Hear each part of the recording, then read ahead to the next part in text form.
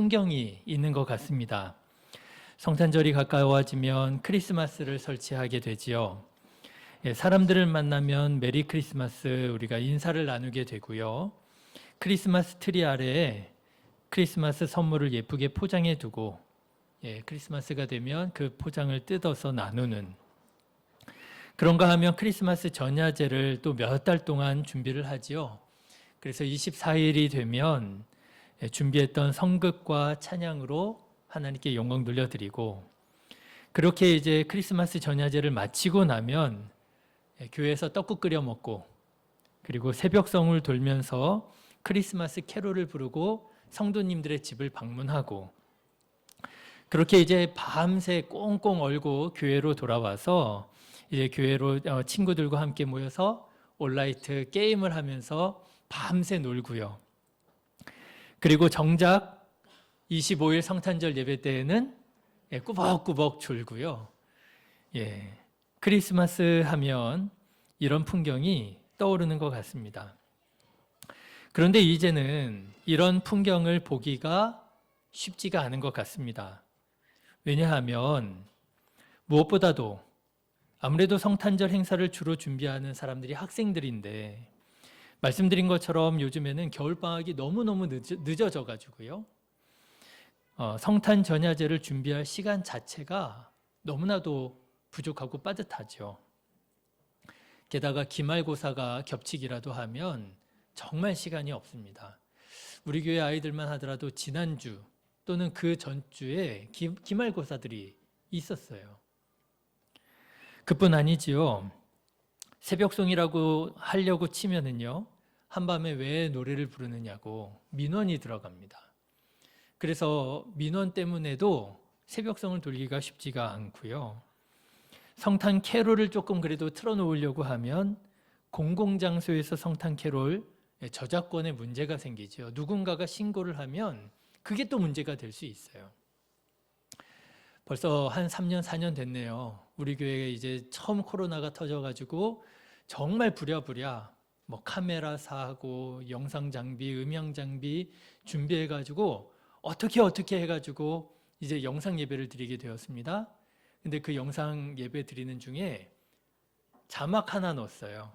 잠시 후 예배가 시작됩니다. 그런데 그 자막에 올린 그 글꼴, 포인트라 그러죠. 그 글꼴이 저작권이 있는 글꼴이라는 거예요. 그래가지고 제가 내용 증명을 받았잖아요. 돈 내라고. 무섭더라고요. 이게 그냥 하나 올린 건데도요, 그게 저작권에 문제가 될 줄은. 그래서 여러분, 우리 교회 유튜브에 들어가 보시면 찬양이며 뭐며 다 빼고 그냥 말씀만 올리게 된 거예요. 이미지, 그림, 글, 그거 올리면은 안 되겠더라고요. 쉽지가 않습니다. 성탄절, 크리스마스 전야 행사, 우리들 마음에 그려지는 그런 어떤 신앙의 어떤 풍경들, 크리스마스의 풍경들을 이어가는 게 참 쉽지가 않습니다. 그런 중에 또 어떤 일도 있는가 하면은요, 그리스도인들 중에서는 이런 크리스마스의 풍경에 반대하는 분들도 계십니다. 어떤 분은 12월 25일이 정말 성탄절이 맞냐?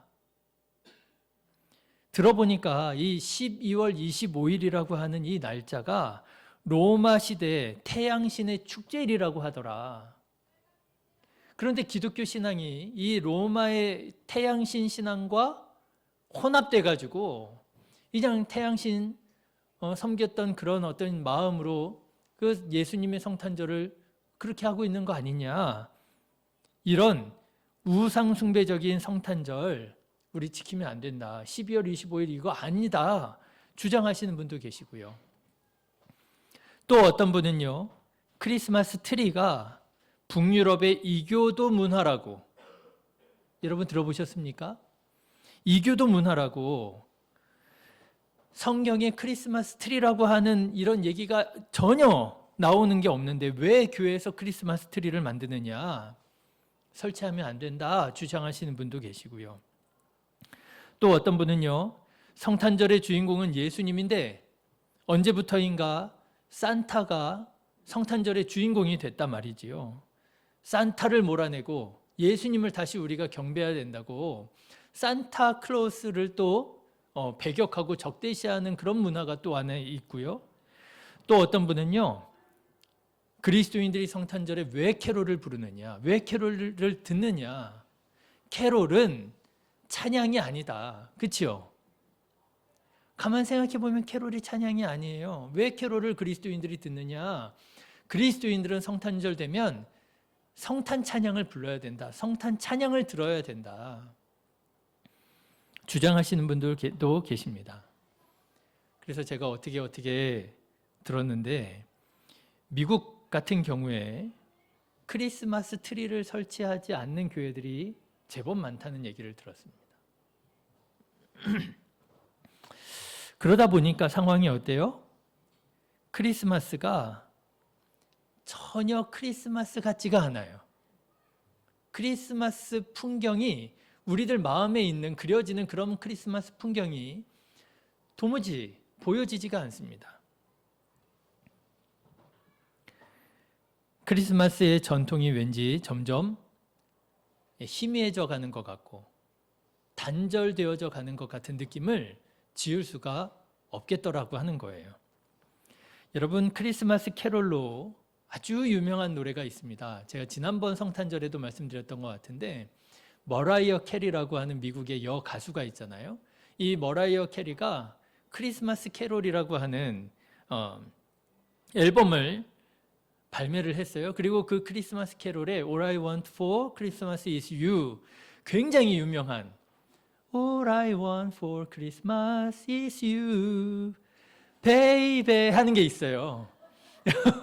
아시죠? 그런데 여러분 그거 아십니까? 그 크리스마스 캐롤 앨범이 1994년에 나온 곡이에요.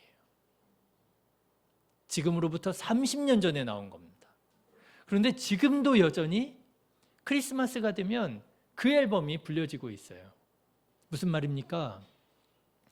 크리스마스 캐롤이, 크리스마스 분위기가 뭔가 정체되어 있는 것 같고 우리들의 그냥 추억 속에 30년 전에 듣던 노래를 지금도 듣고 있는 것 같은, 뭔가 발전되지 못하고 뭔가 성숙되지 못하고 과거의 추억에 머물러져 있는 것 같은 그런 느낌을 갖게 되더라고 하는 것이지요. 상황이 이렇다 보니 크리스마스가 되었는데도 우리는 크리스마스인지를 잘 모르겠는 그런 왠지 애매한 느낌을 가지게 되는 것 같습니다. 저는 크리스마스의 전통이, 풍경이 이렇게 점점 사라져 가는 것만 같은 이 느낌이 참 아쉽게 생각이 듭니다.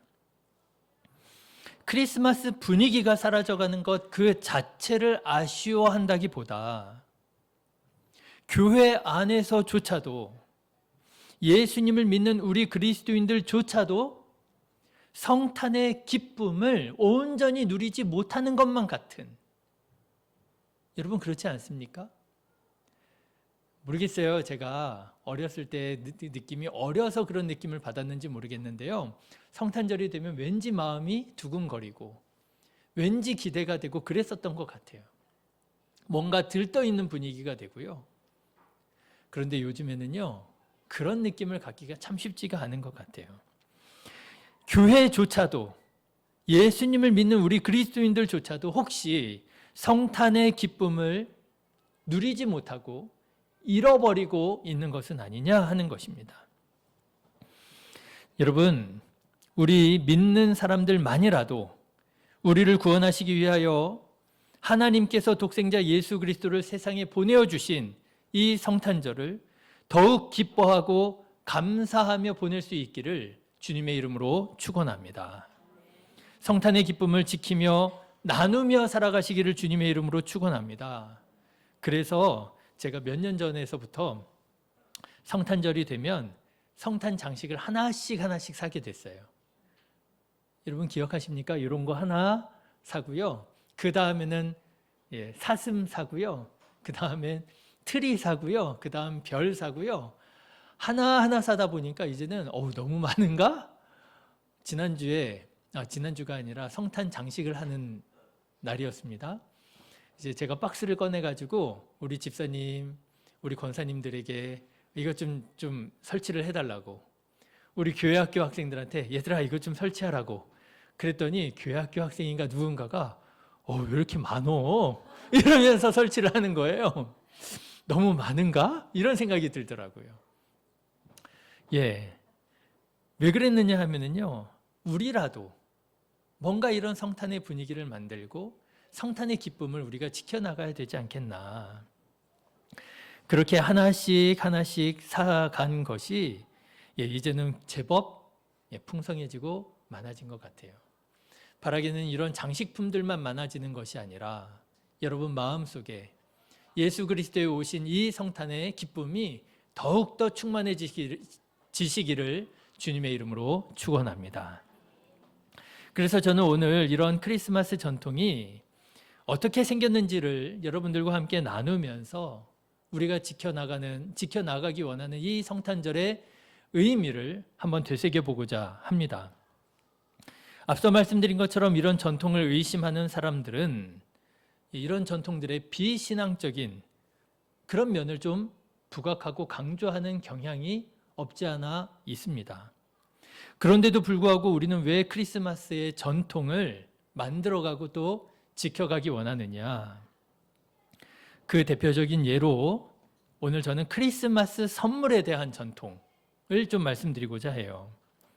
여러분들도 아시는 것처럼 크리스마스가 되면 선물을 하는 전통이 있습니다.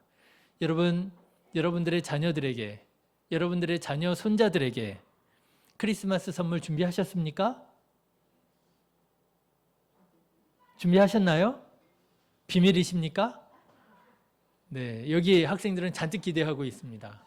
제가 오전에 교회학교 예배를 드리는데 얘들아 니네들은 성탄절의 주인이 누구야? 예수님이시잖아. 근데 니네들이 왜 선물을 기대하고 준비해? 막 그랬는데요. 아이들이 선물을 굉장히 기대하고 있더라고요. 여러분, 크리스마스 선물을 주고받는 전통이 있습니다. 저희 신혼이만 하더라도요, 계속 물어봅니다. 아빠, 그래서 크리스마스 선물이 뭐야? 야, 그러면 그런 거 말하는 거 아니야. 조금 있다가, 그런데 아빠, 크리스마스 선물이 뭐야? 그런 거 말하는 거 아니라니까? 알겠습니다. 그러고 가더니요, 또 조금 있다 와가지고, 그런데 아빠, 크리스마스 선물이 뭐야? 실제로 크리스마스 선물을 준비하는 것이 고민스럽기도 해요. 도대체 이런 전통은 언제 어떻게 생긴 걸까요? 마치 빼빼로 데이처럼 11월 11일 빼빼로 데이처럼 그저 아무런 이유 없이 그냥 11월 11일이 빼빼로랑 비슷하다고 하는 이유로 소비를 부추기기 위해서 크리스마스에 선물을 주고받는 이런 전통이 만들어진 걸까요? 불순한 의도로, 상업적인 의도를 가지고 이런 것들이 만들어진 것일까요? 아닙니다. 신학자들은 이 크리스마스 선물이라고 하는 전통이 2000년 전 예수님을 경배하러 왔던 동방의 박사들로부터 유래되었다, 이렇게 얘기를 합니다. 여러분 아시죠? 동방의 박사들이 그리스도의 별을 보고 예수님을 찾아와 경배를 드립니다. 그런데 왕으로 오신 예수님을 경배하기 위하여 수천 킬로미터를 수개월에 걸려 찾아온 이 동방의 박사들이 그냥 오지 않았다는 거예요. 기뻐하는 마음으로, 감사하는 마음으로 선물을 준비해 왔는데 그 선물이 뭐예요? 황금과 유향과 몰약이더라 라고 하는 것입니다. 그런데 여러분, 왜 황금과 유향과 몰약일까요? 황금은 알겠는데, 황금은 귀한 것 알겠는데, 유향과 몰약은 무엇일까요? 유향은 아라비아 지방의 관목 나무입니다. 껍질에 자국을 내서 얻는 향료라고 그래요. 그러니까 무슨 송진 같은 거겠죠. 이런 진을 채취를 하는데 이 진을 태우면은요, 향기로운 냄새가 나는 모양이에요. 그래서 이런 유향을 제사할 때 많이 사용했던 모양입니다. 그런가 하면 모략은 아라비아 등 몇몇 지역이 없답니다. 그런데 이 지역에서 자라는 나무에서 또 추출하는 건데, 이거는 시체를 썩지 않게 하는 방부제 역할을 한다고 그래요. 마취제로 사용하기도 하고요. 귀한 것이라고 합니다. 그래서 신학자들은 이 선물들이 예수님의 신분과 사역을 드러내는 선물이라 이렇게 해석을 합니다. 황금은 예수님의 왕권을 상징하고요.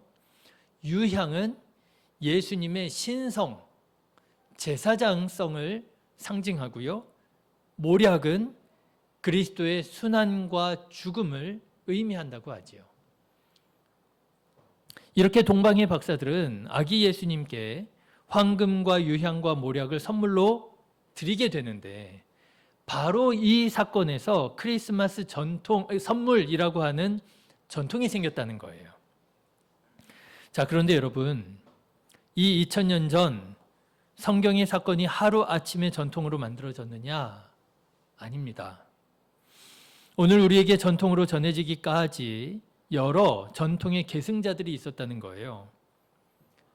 약 1000년 전에, 지금으로부터 1000년 전, 오늘날 터키의 안탈리아라고 하는 곳, 성경에는 버가라고 하는 곳으로 나옵니다.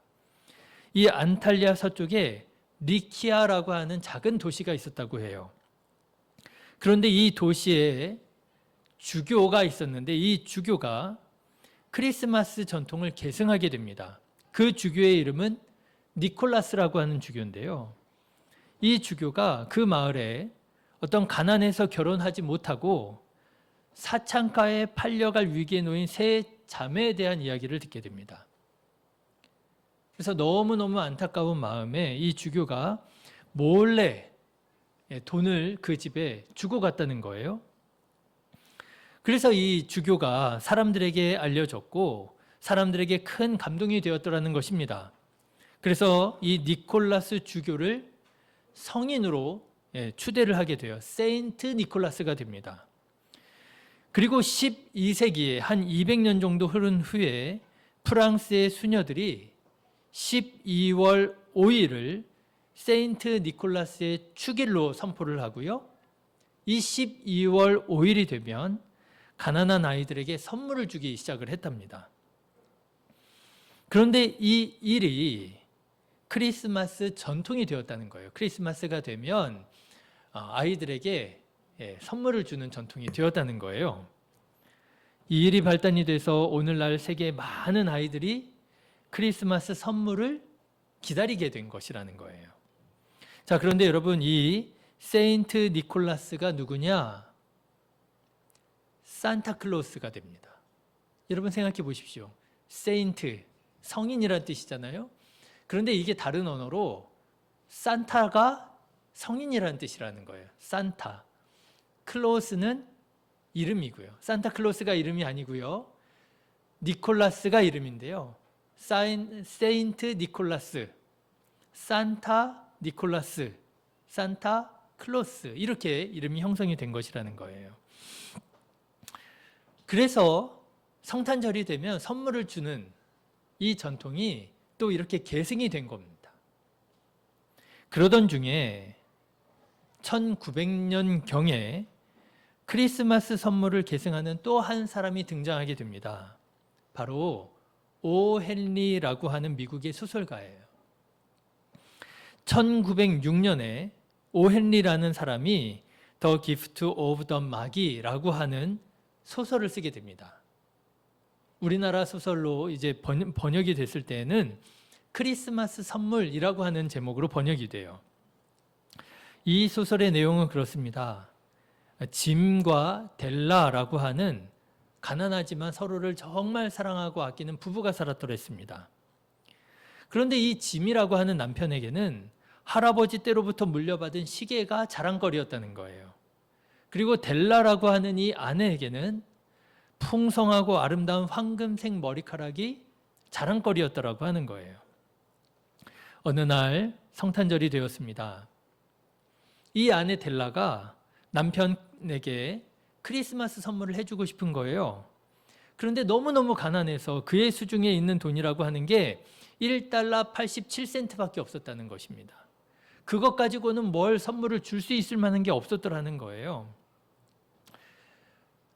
뭔가 선물을 주고 싶은데 뭘 줄 수가 없어서 안타고 하던 중에 남편 짐이 가지고 있는 그 시계, 멋지게 어울릴 만한 시계줄을 발견하게 됩니다. 내가 시계는 사줄 수 없어도 저 시계줄만은 사줬으면 좋겠다 하는 마음을 갖게 되었고요. 그의 예쁜 머리카락을 잘라다가 그 시계줄을 사서 준비를 하게 되지요. 크리스마스가 되었습니다. 이제 아내가 이제 정말 자기의 그 아름다운 머리카락을 자르고 준비한 시계줄을 이제 남편에게, 짐에게 이제 주게 되었어요. 근데 이 남편 짐은 반대로 그 아내에게 뭔가 또 선물을 주고 싶은 거예요.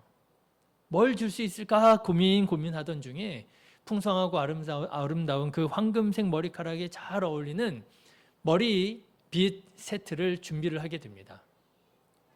근데 남편도 가난하잖아요. 머리빗 세트를 어떻게 준비하느냐?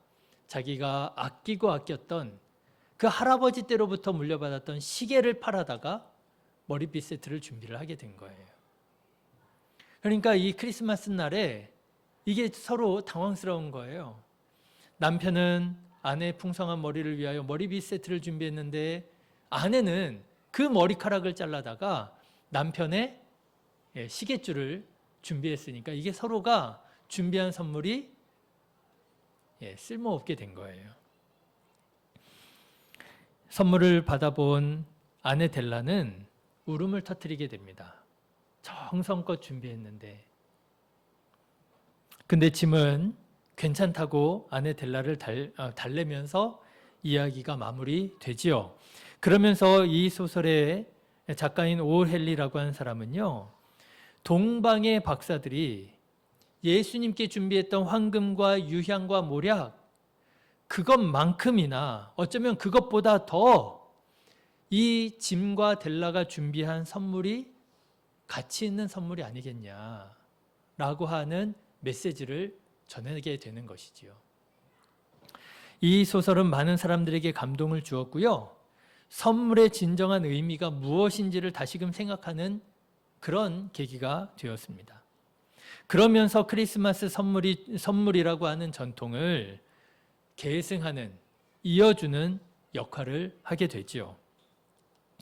그러던 중에 우리나라에는 이 크리스마스 선물이 어떻게 전통으로 자리 잡게 되었느냐? 6.25 전쟁 때입니다. 앞서 말씀드린 것처럼 미군들은 크리스마스 트리를 설치하고 크리스마스 트리 아래에 선물을 잘 포장해 두었다가 크리스마스가 되면 뜯어보는 그런 전통이 있다고 말씀을 드렸잖아요. 6.25에 이제 많은 미군들이 우리나라에 들어오게 됩니다. 미군 선교사들도 들어오게 되지요. 그러던 중에 크리스마스를 맞이하게 됩니다. 그때 미군들이 자기들이 누렸던 그런 전통을 가지고 우리나라 한국 사람들에게 나누기 시작하는 거예요. 자기들이 받은 보급품, 자기네들이 산 그런 물품들을 가지고 한국의 어려운 시절을 보내는 아이들에게 초콜릿도 주고 캔디 사탕도 주고 그러면서 선물로 그렇게 나누어 주었던 것이 한국 교회에 크리스마스가 되면 아이들에게 선물을 주고 간식을 주는 전통으로 자리가 잡게 되었다라고 하는 것이지요. 이런 미군들이 크리스마스 선물이라고 하는 전통의 또 하나의 계승자들이 되었더라고 하는 것입니다. 여러분 어떻습니까? 크리스마스 선물이라고 하는 전통은 하루아침에 만들어진 것이 아닙니다. 그 안에 물론 뭔가 불순한 의도나 동기가 있었을는지도 모르지만 그렇지만 그런 것들이 전부가 아니었더라고 하는 거예요. 동방의 박사들로부터 유래해서 세인트 니콜라스, 산타클로스의 그 선행이 또 계승자가 되고요. 오 헨리라고 하는 작가의 작품이 계승자가 되고요. 전쟁을 치르고 있는 어려운 사람들에게 자기의 보급품을 나누어 주었던 미군들이 크리스마스 선물의 계승자가 되어서 오늘 우리에게까지 크리스마스 선물이라고 하는 전통이 전해지게 되었더라고 하는 거예요. 여러분, 이런 이들의 신앙과 교훈과 감동을 가지고 오늘 우리 주변에 있는 사람들에게 크리스마스 선물을 한다면 오늘 우리의 크리스마스가 더 풍성해지고 더욱 감동이 되지 않겠습니까? 바라기는 이 크리스마스 선물의 전통을 여러분 중단시키지 마시고 단절시키지 마시고 크리스마스 선물 주변에 있는 사람들에게 나누면서 신앙의 전통을 이어가는 저와 여러분 되시기를 주님의 이름으로 축원합니다. 그런데 저는 오늘 말씀을 준비하면서 크리스마스 선물의 최초 유래가 동방박사가 아니었겠구나 하는 생각을 하게 되었습니다. 여러분 생각해 보십시오. 크리스마스 선물의 진정한 처음 유래는 어디에서 왔을까요? 저는 오늘 말씀을 크리스마스 선물의 유래가 아닌가 하는 생각을 해보게 됩니다. 여러분 오늘 요한복음 3장 16절의 말씀 너무나도 잘 아시는 말씀이잖아요.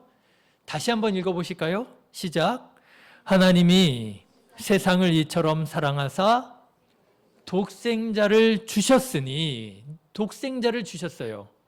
이는 저를 믿는 자마다 멸망하지 않고 영생을 얻게 하려 하심이라. 여러분 크리스마스 선물의 최초의 선물을 한 사람은 누구일까요? 하나님이시더라는 거예요. 하나님께서 우리에게 독생자를 선물로 주셨잖아요. 우리는 자격이 없습니다. 우리는 공로가 없습니다. 그런데 하나님께서 자격 없는 우리에게 그의 귀한, 세상에서 가장 귀한 독생자를 선물로 내어주시고 우리를 구원하기 원하셨더라고 하는 거예요. 그렇구나. 크리스마스의 선물을 가장 먼저 한 분은 동방의 박사들이 아니라 우리를 사랑하신 하나님께서 우리에게 독생자 예수님을 선물로 주신 것이 이것이 성탄절이로구나. 사랑하는 성도 여러분, 이번 크리스마스를 크리스마스인가 보다 그냥 보내지 마시고 여러분 아이들에게 크리스마스 선물 뭘 줘야 되나 고민으로만 보내지 마시고 우리에게 독생자 예수 그리스도를 아낌없이 선물로 내어주신 하나님께 찬양하고 영광 돌려드리고 주변에 있는 성도들에게 사람들에게 그 기쁨을 나누며 선물할 수 있는 크리스마스의 기쁨을 누리는 저와 여러분 되시기를 주님의 이름으로 축원합니다. 여러분 크리스마스 선물뿐이겠습니까? 크리스마스의 여러 전통들이 다 이와 같은 역사가 있고 이와 같은 의미가 있을 것이에요. 여러 신앙의 전통들은 하루아침에 이루어진 것이 아닙니다.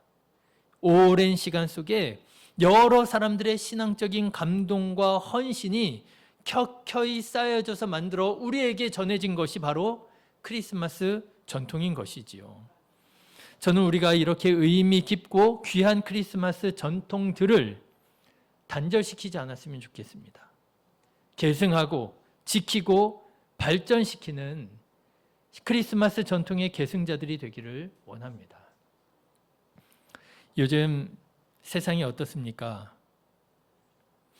크리스마스가 되었는데 크리스마스를 온전히 기쁨으로 누릴 수 없는 전쟁으로 많은 사람들이 죽어가는 사랑하는 사람들을 잃고 있는 아픔이 있습니다.